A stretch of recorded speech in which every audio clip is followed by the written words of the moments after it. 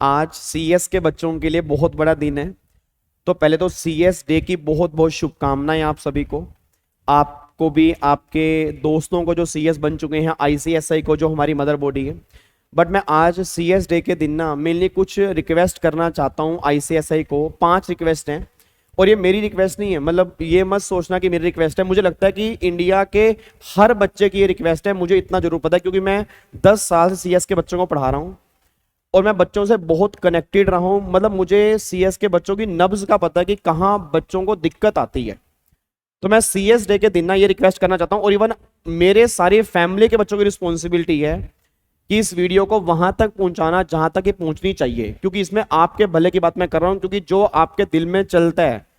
शायद मैं बुरा बन जाऊं बट मेरे लिए वो जरूरी है कि आपको वो बात पहुंचानी है वहां तक जहां तक ये पहुंचनी चाहिए। तो 5 रिक्वेस्ट मेरी तरफ से, मेरी पूरी सीएस की फैमिली की तरफ से, इवन जितने भी टीचर्स मुझे लगता है जो सीएस को पढ़ाते हैं वो भी इस बात को मानेंगे कि ये बातें बहुत जरूरी हैं, इसमें चेंजेस होने चाहिए। तो 5 रिक्वेस्ट मैं थोड़ा सा बता देता हूं आपको। अब एक तो 1-2 दिन से कल मैंने वीडियो बना के डाली तो काफ़ी सारे बच्चे उसके अंदर नेगेटिव लिख रहे थे कि सर ऐसा हो गया वैसा हो गया, हम सीएस क्विट कर रहे हैं। तो बहुत दुख होता है उन मैसेज को पढ़ के, क्योंकि जहां जिस लाइन से मैं कनेक्टेड हूं, अगर वहां ऐसे बच्चे अगर कमेंट करना सर दिल टूट जाता है। मतलब मेरा ये मानना है कि दिल बिल्कुल टूट जाता है, क्योंकि जहां हम इतना एफर्ट्स कर रहे हैं और बच्चे भी कई बार एफर्ट्स कर रहे हैं, और मैं ये नहीं कह रहा कि सारी कॉपीज के अंदर दिक्कत है, बट अगर 2-3 कॉपीज के अंदर भी दिक्कत है और वो सामने आती है तो हर बच्चे का ट्रस्ट खत्म होता है, यार हमारी कॉपी ऐसे चेक तो नहीं होगी। तो मेरी सीएस डे के दिन हाथ जोड़ के, मतलब हम्बल रिक्वेस्ट है अपने इंस्टीट्यूट से। अब वो मानना ना मानना वो तो आपके ऊपर है, मैं आपके सामने कुछ भी नहीं, ऑब्वियस सी बात है। पर मुझे पता है कि मेरी फैमिली का हर बच्चा ये बात वहां तक जरूर पहुंचाएगा जहां तक पहुंचनी चाहिए। तो 5 रिक्वेस्ट मैं आपको बताना चाहता हूं जी, जो मैं आज आपके सामने यहाँ पे लेके आया हूँ। रिक्वेस्ट नंबर 1 तो आपसे ये है कि जो इस बार पेपर में थोड़े बहुत एरर्स सामने आए हैं और वो आपके सामने भी हैं, इवन कई टीचर्स ने भी रखे हैं, कई फैकल्टीज ने भी रखे हैं, मैंने भी कल रखे हैं। तो प्लीज आपसे हाथ जोड़ के निवेदन ये है कि जो भी आपको लग रहा है कि जेन्युइन मिस्टेक हुई हैं तो प्लीज उनको इमीडिएट बेस पे सही किया जाए, क्योंकि सर बच्चे का फ्यूचर खराब हो जाता है। एक पेरेंट्स का कल मेरी वीडियो पे कमेंट आया है, मैं चाहूंगा एक बार आप वो जरूर पढ़ना। उसके फादर का मैसेज है, उनके दिल पे क्या गुजर रही है उसके मैसेज से पता लग रहा है। मतलब सर एक पेरेंट्स पता नहीं कहां कहां से पैसे लेके कैसे अरेंज करके बच्चे को सीएस के अंदर डालते हैं, और अगर ये कुछ बातें सामने आए ना तो मतलब उनका भी दिल टूट जाता है कि यार हम बच्चे को करें तो करें क्या, मतलब बच्चे को कहां लेके जाएं। तो प्लीज आपसे पहली रिक्वेस्ट ये है कि अगर आपको लगता है कि हाँ ये जेन्युइन मिस्टेक्स हैं या जेन्युइन गलतियां हुई हैं और वो साफ पता लग रही है कि गलतियां हुई हैं, तो प्लीज आपसे रिक्वेस्ट है कि उन गलतियों को इमीडिएट बेसिस पर कैसे भी करके उसको सही किया जाए। वो चाहे आप किस भी तरह से कर सकते हो, आप एक बहुत बड़ी मतलब बॉडी हो और आपके हाथ में कहीं ना कहीं कुछ होता है। इवन मैं कह रहा हूं कम से कम बच्चों को एड्रेस किया जाए कि हाँ भाई किस तरह से प्रॉब्लम हुई है, किस तरह से चेकिंग होता है कि ना बच्चा मतलब प्रॉब्लम क्या। सर बच्चे के दिसंबर में एग्जाम आने वाले हैं, बच्चा बहुत पैनिक है और उसके पैनिक सिचुएशन देख के ना कई बार हमें दुख होता है कि अब हम क्या करें उसके साथ, बताओ। तो एक रिक्वेस्ट तो ये है प्लीज, और आई होप आप इस बात को कंसीडर करेंगे। दूसरी रिक्वेस्ट मेरी ये है जो मैं अपनी क्लासेस के अंदर कई बार बच्चों से करता हुआ आता हूं कि मेरे को नहीं पता बाकी मॉड्यूल का, मुझे पता नहीं है, बट टैक्सेशन के मॉड्यूल में कई क्वेश्चंस के आंसर गलत दिए हुए हैं और बच्चा जब वो सेल्फ स्टडी करता है, जब वो मॉड्यूल से करता है, उसके अंदर अमेंडमेंट्स नहीं होती और कई क्वेश्चन के आंसर बिल्कुल गलत है जो पुराने लॉ के बेस हैं। तो मैं कई बार क्लास में बच्चों को कहता भी हूँ आंसर इसका इस तरह से आएगा। अब आपको मैं एग्जांपल एक तो देता हूं जी। आपका जीएसटी में एक चैप्टर है कॉम्पोजिशन लेवी का, उसके अंदर मैन्युफैक्चरर वाले केस में आपकी मतलब क्वेश्चंस में मॉड्यूल के अंदर ही 1-2 जगह पर मिस्टेक्स है,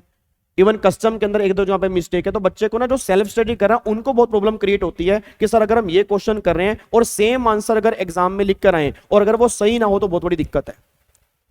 तो ऐसे ही अगर किसी में मॉड्यूल में, मतलब जब भी हम कभी मॉड्यूल इशू करते हैं उसके अंदर जहां जहां पर हमें पता लगता है कि एरर्स हैं तो कम से कम हम नोटिफाई कर दें, मतलब आपकी वेबसाइट के ऊपर आ जाए कि हाँ ये मिस्टेक्स हैं, प्लीज उसको रेक्टिफाई किया जाए ताकि बच्चे को दिक्कत ना हो कि हाँ भाई बच्चे ने पढ़ ली है, ये रेक्टिफिकेशन है, ताकि बच्चा कंफर्ट जोन के अंदर आ जाए कि यहाँ ये मिस्टेक थी, अब ये सही हो चुकी है, अब मेरे को सही तरीके से पढ़ना है। तो एक तो मैं अपने पेपर की बात कर रहा हूं, मुझे बाकी का नहीं पता, बट मेरे पेपर में कहीं ना कहीं अमेंडमेंट्स नहीं होती, मतलब टैक्सेशन में कई बार अमेंडमेंट्स नहीं इनकॉर्पोरेट होती, और जो आपका सप्लीमेंट आता है तो उसमें कई बार 1.5 साल की अमेंडमेंट्स होती हैं। अब उसमें बच्चों को ढूंढनी पड़ती हैं कि अमेंडमेंट्स कौन सी हमारे एग्जाम के लिए रेलिवेंट और कौन सी रेलिवेंट नहीं है, तो बच्चे को वो समझ नहीं आता। तो बाकी जो नए मॉड्यूल हैं मैं आपको एक बार हेड्स ऑफ भी करूंगा, मतलब वाकई अब मतलब बहुत जबरदस्त मॉड्यूल इशू किए हैं, उसके अंदर बहुत सारे क्वेश्चन भी इनकॉर्पोरेट किए हैं जो काफी टाइम से बच्चों की रिक्वेस्ट थी कि क्वेश्चंस होने चाहिए। फाइनली वो नए मॉड्यूल के अंदर आए हैं, बट जहां जहां पर मिस्टेक्स है उनको एक बार रेक्टिफाई किया जाए ताकि बच्चा जो सेल्फ स्टडी कर रहा है उसको बिना बिना टेंशन के वो पढ़ाई करे कि हाँ भाई जो मॉड्यूल मेरे हाथ में है वो 100% परफेक्ट है, इसके अंदर कोई भी गलती नहीं है। तीसरी मेरी रिक्वेस्ट बस ये है कि अगर जो बच्चे भी सीएस कर रहे हैं, अगर हो सके तो प्रैक्टिस मैनुअल हर सब्जेक्ट के अगर इशू कर दिए जाएं तो वो सबसे बेस्ट होंगे। मतलब मैं एक रिक्वेस्ट एक लगा लो, आपका स्टूडेंट ही मान लो, मतलब एज ए स्टूडेंट मैं आपसे रिक्वेस्ट कर रहा हूं सब बच्चों के बिहाफ पे कि जो बच्चों की नीड है, क्यों ना बच्चा ये बात कहता है कि सर सीए वालों के प्रैक्टिस मैनुअल आते हैं, सीए वालों के आरटीपी आती हैं, उनकी एमटीपी आती है, तो बच्चा वहां जाके उनके क्वेश्चन प्रैक्टिस कर रहा है, यहां के क्वेश्चन प्रैक्टिस नहीं कर रहा। क्योंकि फिर मार्केट से बच्चा स्कैनर परचेस कर रहा है, अब स्कैनर के अंदर भी मल्टीपल गलतियां, तो बच्चे को समझ नहीं आया कि मैं प्रैक्टिस कहां से करूं। आपका मेरे ख्याल से मतलब आईसीएसआई का सीएस प्रोफेशनल का प्रैक्टिस मैनुअल आता है, बट वो प्रैक्टिस मैनुअल के अंदर भी कई सारी गलतियां हैं जो पुराने कई टाइम से वो चलती हुई आ रही हैं, तो वो गलतियां अभी तक प्रैक्टिस मैनुअल में सही नहीं की जा रही। तो प्रैक्टिस मैनुअल जो इशू प्रोफेशनल का तो होता है, आई थिंक एग्जीक्यूटिव का भी पहले होता था, बट प्रॉब्लम क्या था, ओल्ड सिलेबस के अंदर पेपर थे एमसीक्यूज, प्रैक्टिस मैनुअल था सब्जेक्टिव। अब प्रैक्टिस मैनुअल सब्जेक्टिव है, पेपर बच्चे के एमसीक्यूज हैं, तो बच्चे को समझ नहीं आ रहा कि एमसीक्यूज प्रैक्टिस कैसे करनी है। और जो मॉड्यूल में एमसीक्यूज दिए हैं वो हर चैप्टर के बाद 10 या 15 एमसीक्यूज दिए हैं, तो बच्चे के पास मेन कंटेंट नहीं है कि वो प्रैक्टिस कहां से करे। तो मतलब मेरा मानना यह है कि अगर एक प्रैक्टिस मैनुअल बच्चे के हाथ में होगा ना, मैं कह रहा हूं मार्केट से वो स्कैनर परचेज ही क्यों करेगा, उसको ट्रस्ट होगा कि भाई ये प्रैक्टिस मैनुअल है, हमें भी ट्रस्ट होगा ये प्रैक्टिस मैनुअल है, इसको मैं सही ढंग से कंप्लीट करना है, दैट्स ऑल। तो बच्चे के पास एक कंटेंट होगा कि क्वेश्चन किस तरह के हमें प्रैक्टिस करनी है, एग्जाम में क्वेश्चन किस तरह के बन सकते हैं, उसके पास एक प्रैक्टिस मैनुअल निकल के आ जाएगा। तो मतलब ये रिक्वेस्ट हर एक बच्चे के बिहाफ पे है कि मेरे को लगता है जैसे मान लो कंपनी लोग के अंदर केस स्टडी की बुक अगर केस स्टडी बीच में आपने दी हुई है, मतलब केस स्टडी मेरे को लगता है काफी सारी केस स्टडी मॉड्यूल के अंदर हैं, बट अगर एक सेपरेट केस स्टडी की मतलब सप्लीमेंट या सेपरेट केस स्टडी की अगर एक बुक उस पीडीएफ फॉर्म में वेबसाइट के ऊपर लॉन्च कर दी जाए, तो हर एक बच्चे को बहुत कंफर्ट होगा कि भाई ये सारी की सारी केस स्टडी है, इसके बेस पे मुझे काम करना है। ठीक है नी, तो एक ये रिक्वेस्ट मैं करना चाहता हूं।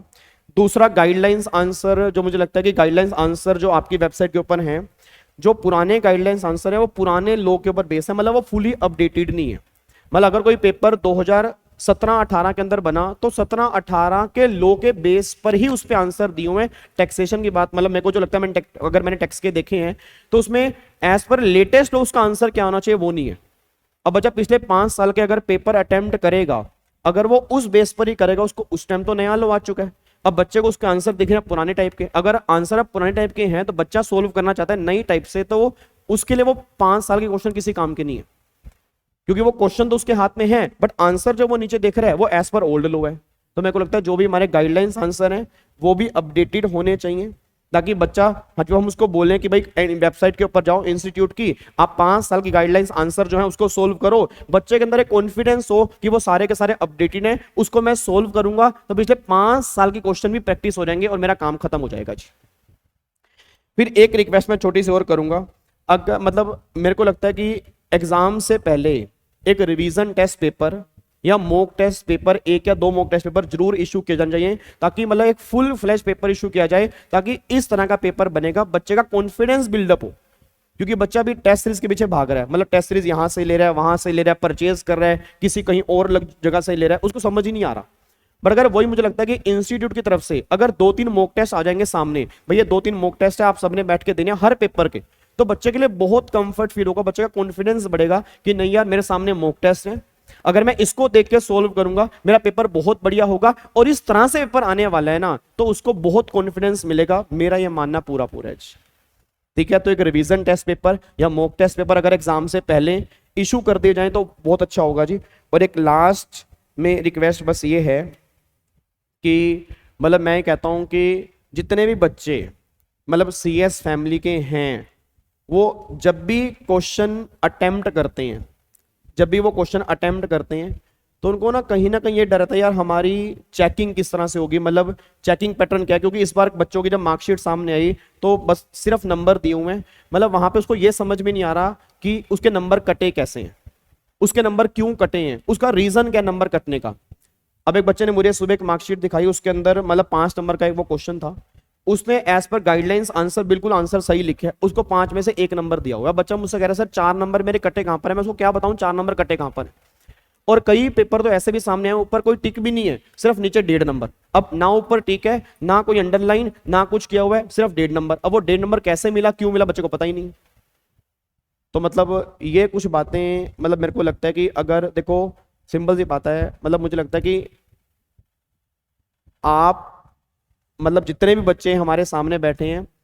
हम सब मिलकर मतलब हम बहुत कुछ कर सकते हैं बढ़िया। ठीक है, जब बच्चों का दिल टूटता है तो कहीं ना कहीं वो चीजें चुभती हैं। तो ये रिक्वेस्ट है सीएस डे पर, और बाकी